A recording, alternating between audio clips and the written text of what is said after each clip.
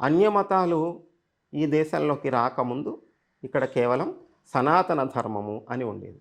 వేదాలు, ఉపనిషత్తులు, ఈ యొక్క అష్టాదశ పురాణాలు, ఇతిహాసాలు ఇవన్నీ ఋషులు మనకు సంస్కృతంలో అందించారు.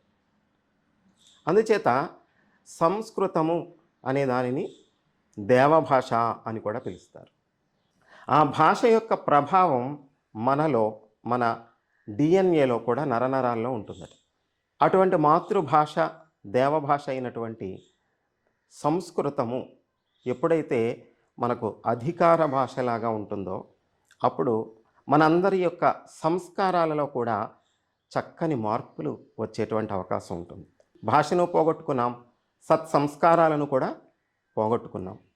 మన సంస్కృతి సంప్రదాయాలను ఎప్పుడైతే మనం విడిచిపెట్టామో అప్పటి నుండే మనకు పతనం ప్రారంభమైంది. ఈ మాట చెప్పడంలో మనకు ఎటువంటి అతిశయోక్తి కూడా లేదు.